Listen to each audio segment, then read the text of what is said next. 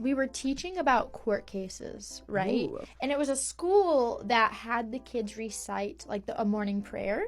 Right. And so we had a lot of different photos on the board, including the text of the prayer. Because again, like, if we're going to talk about whether, like, the court's opinions and things that the judges said, we need to know exactly what they're looking at. And all of a sudden, I got an email from my principal of a mom who wanted to have a meeting. Damn. And she accused me in front of the administration of trying to push Christianity and prayer and Christian values on her child. And I was like, tough. What? Yeah. And she's like, oh, all you Christian teachers down here in the You're South. like, I'm not Christian. I knew that I would have to worry about this when I moved down here to the South, and I knew that would be a problem. Never one warned me. Now I see it, and it's Wrap real. it up. And I was like, girl, I'm Jewish. Yeah, that's crazy. What? And not only that, I was actually out sick like the next day. Well, then why did you put in the sub plan that they had to do the prayer again? And I said, what are you talking about? Well, my son saw it. My son saw that you had that. I said, first of all, did they continue working on the assignment? Yeah. I know. But it's not, first of all, it's not in the subplan. I can show you the subplan. But second of all, how would your kid know? Yeah.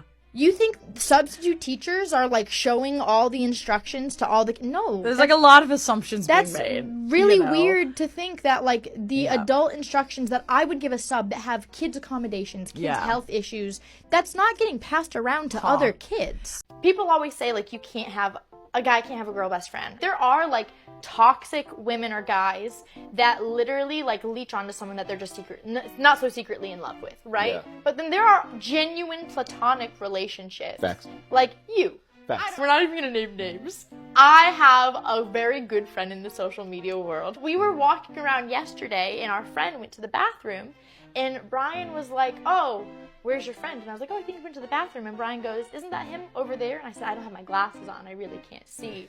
And Brian goes, oh, the guy with the beard. And I go, he doesn't have a beard. And I was like, he's been with us for 15 minutes walking like that guy. That same guy? He's a man with a beard. And then we walk up, and guess what he had? He had a beard. Full beard. Okay, in my defense, I thought you meant, like, long, like when I hear beard, I'm thinking, like, long, like, off the like face. Santa? Yeah, a little bit. You're like, no, he does not look like ZZ Top. What? And I go, why was I picturing you without a beard? Like, maybe I was thinking to when we first met years ago. And he goes, Rebecca, I've always had a beard. I was like, oh.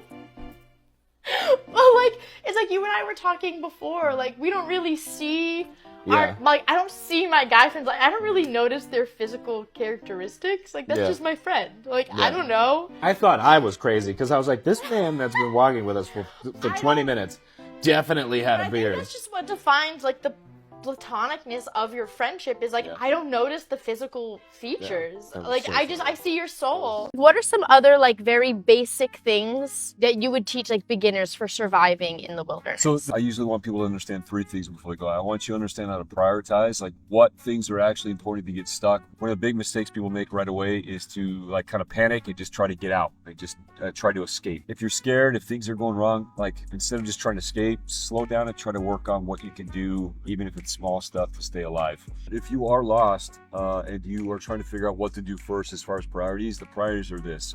The first thing you're doing is slowing down and doing a safety check or dealing with stuff that comes up. It's like making sure you understand the situation. If there's anything first aiding in the situation, it's high priority. It's one of the biggest killers outdoors, just first aid stuff. So be prepared with the first aid kit, be ready to respond, deal with that sort of stuff. Next thing you deal with is temperature. The next biggest killer for, like, lost hikers, they call it exposure, which is just getting too hot or too cold and stressing out your body. The next statistical big killer isn't one that people pay attention to a lot. It's actually rest management. So people getting too tired puts them in that fatigue state where they're more likely to make mistakes or just get hurt. Yeah. After that, the next thing we're looking at is water. You have about 3 days. You can go without water before things get weird. And the last thing is food. You go 30 days without eating and still be a functional human being. I want you to learn how to pack an emergency bag so that you have the gear with you. You don't have to scramble around the woods for stuff. You should have stuff in your car or in your suitcase. And then the last thing is understanding how to activate search and rescue if you don't have a cell phone or you don't have signal. There should already be a plan in place that helps that to happen already. Miss Rogers, I was just in Mr. Smith's class. and I saw something on his computer, and I'm really uncomfortable. Okay, what did you see? I don't even want to say it out loud. All right, do you want to write it down? Sure, okay. Here you go, all right? Oh, I will handle this. Hey, Rogers, have you seen Connor today? He's been acting kind of weird. Yeah, I think he was really freaked out by something he saw you messing with on your computer. My computer? Yeah, he said he watched you browsing mail order brides. Oh, he saw that? Yeah. Well, why was he snooping on my computer? I think the better question is, why is that on your computer? It's no one's business what I do in my personal life. Well, it's on your work computer, at work, in front of the kids. It's not really the same.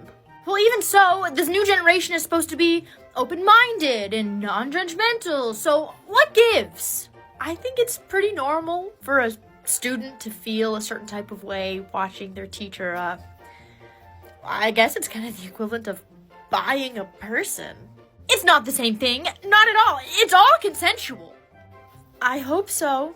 It's not the same, and it's none of your business. I don't need this judgment from you. Right. All right, teachers, gather round. I have tickets for this year's raffle. Oh, no thanks. I'm fine. Oh, come on. The money goes to the school, and I think you'll really like this year's big prize. With all due respect, I'm already living paycheck to paycheck. I can't afford a bunch of raffle tickets. Not even for a brand new car? Did you say car? I might have. I mean, it's the least we can do to say thank you for all the hard work you teachers do. So, are you sure you don't want to buy some tickets? I guess one. Atta girl. Good choice. All right, teachers, it's time for our last item, the big ticket. Time to find a winner. And it is Miss Rogers. I won? Oh my gosh! Congratulations, you're a winner of a brand new car! This is life-changing. Indeed. Here you go. What's this? The remote control. For what? Your brand new car! Oh, isn't she a beauty? It's a remote control Hot Wheels car. Isn't it great? This is a toy. You said it was like a drivable vehicle for adults. Listen, just because you assumed wrong doesn't make it my fault. I told you I couldn't afford the raffle, and you made it seem like it was worth my while. Like, in what world is this toy worth my while? I have no use for this. Well, maybe if you pop out a kid or two, you'll find a use for it. Congratulations. I don't get paid enough. Her first year teaching, she had the worst experience ever. She was like taking her kids to specials and to recess, and she comes back and there's just a random man in her classroom. And she looks at them and she's like, hi, what are you doing? He's like, oh, hey, like I'm here to spray for bugs. And she's like, what? It's the middle of the day. Like, should that not be scheduled for a different time? And he's like, man, like I just work here. I don't know. Like I was just told to come at this time.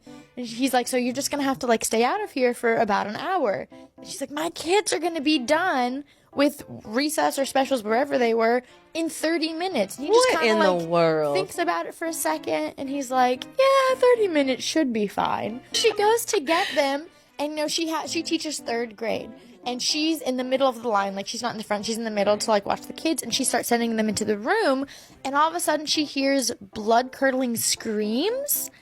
And she's like, what in the world are they getting into? She walks in, and there are swarms of flying cockroaches. Apparently, there were nests in her ceiling. Oh, my gosh. And when the guy sprayed, it agitated the nest. I can't. And they were just swarming the classroom. Like, she had to swat some off of kids' shoulders. Oh, my gosh, baby, them no. kids That would've would been have been in my there by last day. Goes and finds a random other classroom. But she told her principal, she's like, we're not going back in there. Like, that's not happening. He goes, I can't be that bad. He leaves, comes back 10 minutes later. He goes, yeah, so y'all are going to stay in this. Rogers, tonight is Meet the Teacher, and your room isn't ready. What do you mean? My room is set up. I think it looks great. Oh, aren't you forgetting something? I guess I must be. Do you want to tell me what it is? New decisions with Texas district schools. Hello, it's all in the emails. Do you not read the emails that I send you?